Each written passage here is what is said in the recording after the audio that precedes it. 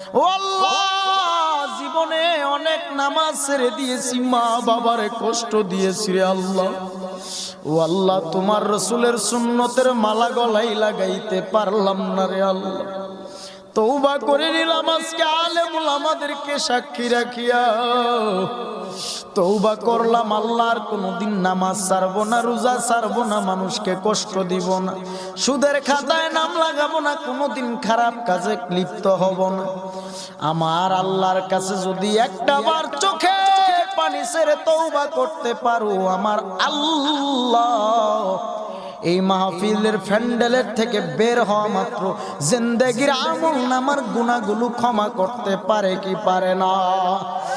বলেন রহমান তিনি কে, রহিম তিনি কে, রাজ্জাক তিনি কে, জব্বারু তিনি কে? আমার আল্লাহ।